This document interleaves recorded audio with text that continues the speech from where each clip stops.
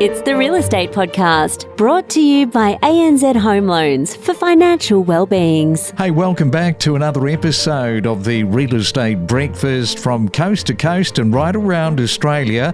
What a week it has been for our real estate. It is a Sunday as our weekend continues, July the 27th.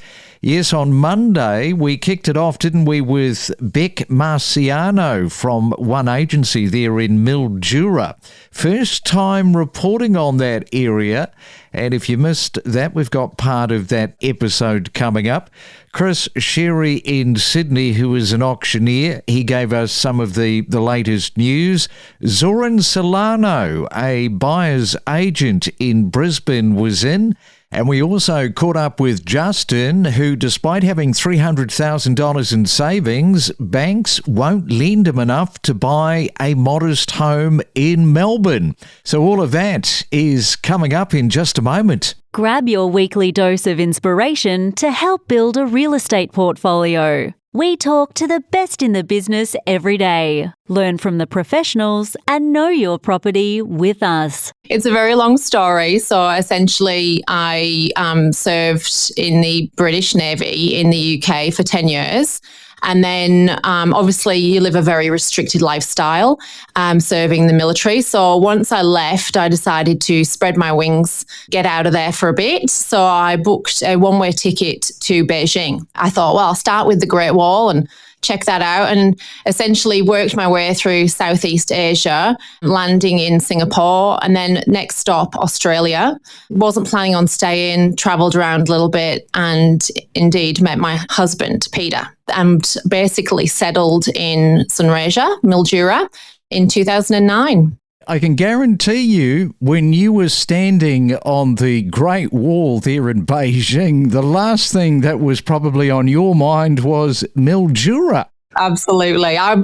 Peter still says to me today, I spoiled all your plans because I really wanted to go to Canada, do the same there, but I've yet to get to Canada. So Peter was my roadblock for that. This is what happens, you see, when love gets in the mix, it changes everything. And I have to ask you, because I was in Beijing in 2018 before COVID, standing on the Great Wall. It's a kind of weird experience for anybody that hasn't done that, you know, like the history surrounding it and just looking as far as the eye can see at that wall. It's pretty amazing. You can't quite grasp it. It doesn't quite seem real, does it? It's like unearthly or something, how far that goes. Yeah, and the other thing that I really enjoyed about Beijing was I went to Tiananmen Square. Did you do that? Yes, yeah. I mean, we're going back a while. You're testing my memory now. Yeah, well, the only reason I mentioned Tiananmen Square was what happened back in 1989, and I've mentioned this before, of course, with Tank Man standing up against those tanks in Tiananmen Square. That was a spot that I wanted to go to. We got out of the van, walked into Tiananmen Square, which is actually patrolled by police, and he pointed out the area. So I was kind of standing in an area where Tank Man was, and it was a really weird experience, sort of taking all of that in, and suddenly the military turns up and asks, you know, hey, what's going on? But yeah, do you remember that, Tank Man? Yeah, I do. Yeah. It was a definite defining moment in history, wasn't it? Certainly was. Now, getting back to $480,000, that's going to buy you a house in Mildura. What does that get you? Like, just sort of describe the stock and the land size that somebody is picking up for that. So you'd be looking at least a 3-bedroom, 1-bathroom home as a minimum. It depends on the areas also, but you essentially would get, even a 3-bed, 2-bathroom home for that on approximately, say, 700 square metres of land. So if somebody is spending, let's say, around the 600,000 what does that get you? You could see yourself with a 4-bedroom, 2-bathroom home in one of the newest suburbs of Mildura, one of the newest subdivisions. And first-time buyers, they're coming from Melbourne, they're coming from Sydney. You've got the unit market there that is ticking along. 350 grand will get you into a unit. So we're essentially looking at unit would be, say, a 2-bedroom, 1-bathroom. 350 would secure that, no problem. Some of them have body corporate. We recently sold one for 354. It was a very neat 10-year-old unit, 2-bedroom, 1-bathroom, nice neat little garden at the back and the front, and a shared driveway. Justin works in the airline industry, where 3 years ago he met Sarah, an Australian flight attendant. Actually, I'm not sure. Do you say flight attendant these days? It's always shifting as to what they're called. Hope I got that right, Sarah.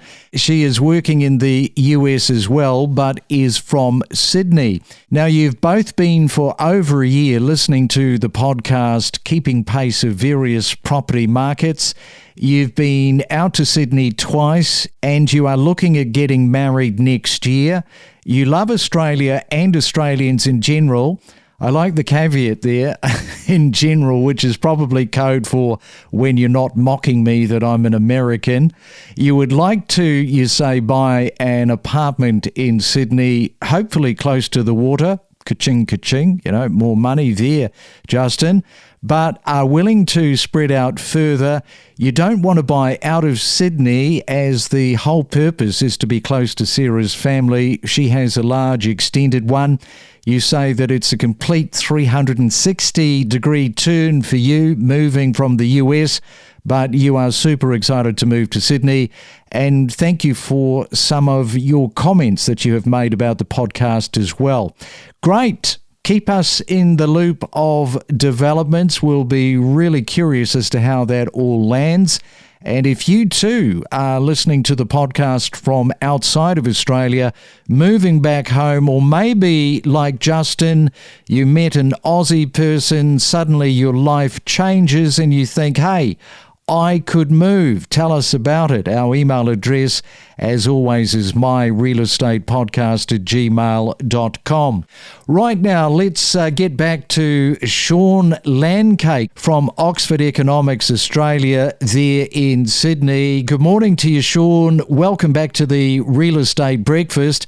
Yes, that's an interesting one, isn't it? Moving out of Dallas, Texas, into the hot market of Sydney. Yeah, good morning and thanks for having me. Look, I wish Justin all the best. I think sounds like from those circumstances, probably the best thing they have going for them here is that they've been earning US dollars and can bring some of that extra power over to Australia, where obviously the dollar is quite a bit weaker. I think for most, coming to Australia, and especially a market like Sydney, there is a bit of a sticker price shock.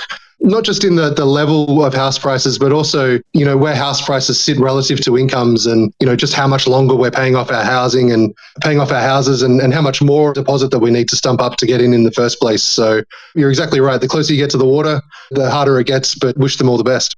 It's a real thing when you look at the exchange rate with the American greenback, and because people can work from home, people can actually outsource their services anywhere around the world, and that is a real buffer.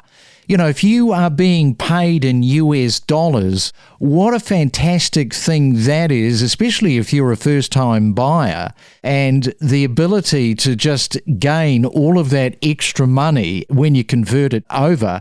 In fact, there's a real argument to be had there.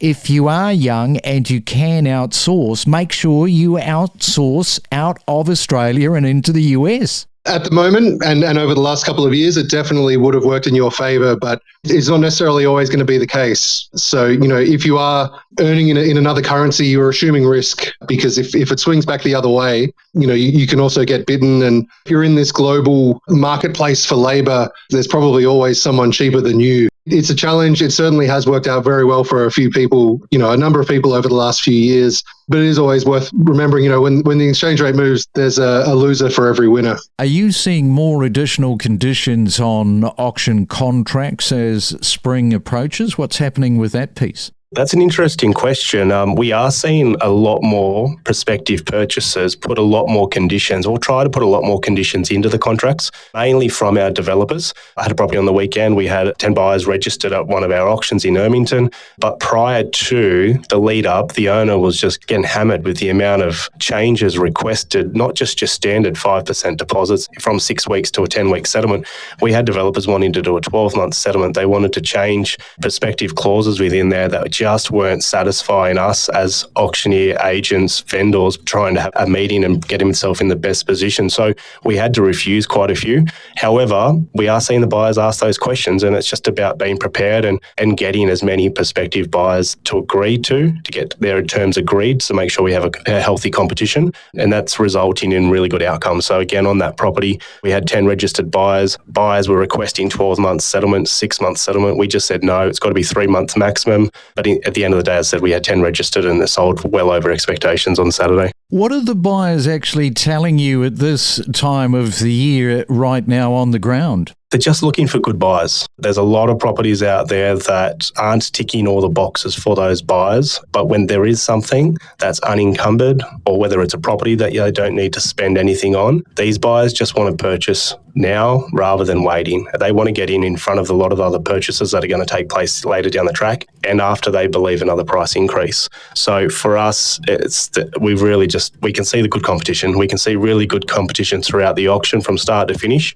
from people wanting to go really hard to all their different strategies coming out. But then you do have the other buyers, especially I had one on the weekend over in Mossman, and the buyer thought that the property would sell for less than what the guide of the property was, and unfortunately didn't have a chance to buy that property. But as I said, most of the buyers out there can see that there is going to be some really good growth. They understand that if another price drop comes from the interest rates, they know that there's going to be a lot more competition from prospective buyers. So they want to get in nice and early before that potential price increase does come. Some of these people might not have transacted in 30 years, so I can understand why it does feel like suddenly, it's come 360. We're back to first home buying again. Yeah, that's definitely right. It's definitely a much faster paced market. DocuSign wasn't around in the 90s and we weren't instantly doing contracts on the fly. And so we find that older demographic, they really benefit from some guidance and assistance. And that's what we're seeing at the moment.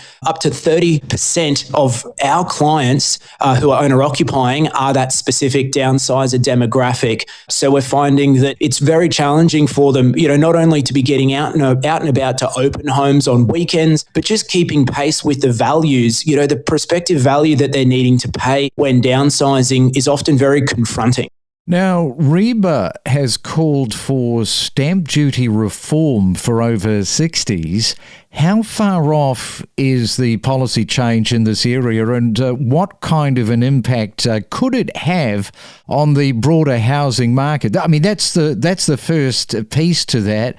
But when you think of, getting rid of stamp duty, my immediate reaction to that is, of course, that is so obvious. How many more transactions is somebody in their 60s likely to do before they meet their maker? You're right. We're finding that undersupply is a significant issue across Australia, and this, I believe, is an initiative that could really unlock a swathe of properties across the country for that next generation to move into. A lot of people of this era, they're rattling around big homes on big blocks, and unlocking this could be a potential to enhance infill development with these larger, older blocks, or free up that lovely 4-bed, 2-bath for the next family demographic to move into. So the stamp duty reform is just one suggestion that we wanted to throw out there into the world, because I think it could start to have a domino effect in the market. But something needs to happen, because we've got a lot of this era of people feeling trapped in their own homes. And Justin is joining us this morning. Justin, welcome into the Real Estate Breakfast. Great to have you on this morning, throwing a spotlight onto this problem. And could you have ever imagined that you'd be landing where you are at 52 in life? Thanks for having me. Absolutely not. You make some life choices. Not everything always goes to plan, and being separated twice now, and I have a couple of smallish children. Yeah, but I certainly didn't expect to end up in this situation. Not at all. Can you take us back to the moment when you realised you couldn't secure a loan? What was the most frustrating part of that process? It's just crazy. I mean, property prices in Australia, in my opinion, and a lot of others, they're just blown out of control and unaffordable for so many people. And I've been in a position before where I've had a huge mortgage, and at the time I was like, this isn't fun. And now the average is higher than that. So I don't want to be in that position again, but I still want to be able to get in and buy something. And when you're told that you can only borrow a couple of $100,000, I'm like, well, that's just not practical. That's not going to work for me when my kids are 12 and 14. At the moment, I'm renting a 2-bedroom apartment, and that's not ideal. Like, they're getting to an age where they need their own space. They need their own bedrooms. Basically, I'm not being able to borrow that sort of money to be able to purchase something like that. Yeah, so $300,000, you've got that in savings and a strong repayment history.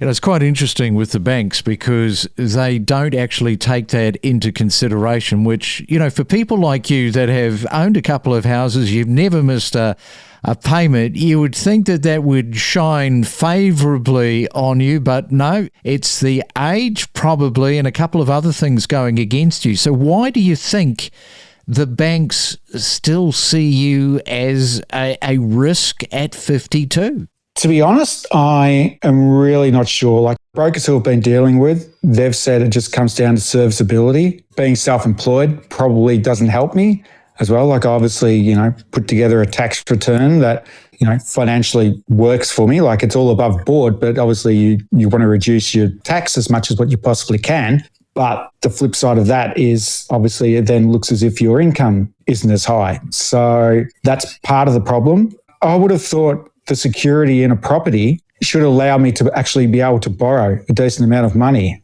I mean, at the end of the day, let's say I can't afford the property, which, I've never ever missed a repayment. Isn't that the whole reason that the property is secured by the bank? They'll sell it out from under you. I don't know. Maybe that's too hard work for the banks. They just don't want to do it. I know that's, a worst case scenario, and I couldn't imagine that happening. Yeah, I'm at a bit of a loss. I think I read somewhere you're putting in the $300,000 equates to 40% deposit. Is that right? Yeah, well, I was looking at a property recently that was just over $700,000. It was quite unique. It was a church which I was wanting to turn into a residence. They could not get past the fact of what the structure of the building was, and I could not get the loan at all. I was told basically if I want to buy it, it's a cash-only deal. You said that you've got some mortgage brokers, a couple that have been working with you.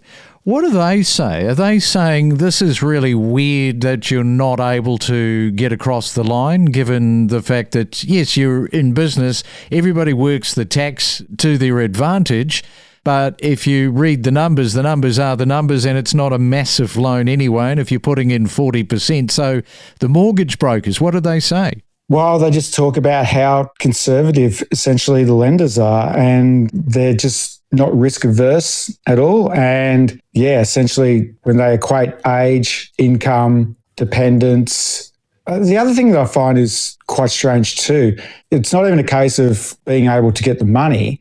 It's also a case of having the property which they're prepared to loan against as well. Like, I'm literally having to present the property up front and see whether it'll get approved for a loan as well. So I find that really restrictive too. Like I'm a designer, graphic designer by trade, but I also paint, and I would like some sort of space where I can actually do that. At the moment, I'm living in a 2-bedroom apartment. I quite literally do not have any floor space where I can lay down a canvas and actually do any work. That's kind of a separate issue, sort of. Comes down to, trying to find a property that's going to fit my lifestyle, it's going to accommodate myself and my children. And the government, they're wanting to push the apartments. They want everyone to live in an apartment. This isn't Southeast Asia. It's like, that doesn't suit everyone. I'm sure not many politicians who are pushing that agenda live in apartments. We connect you to the best real estate information across Australia. The Real Estate Podcast.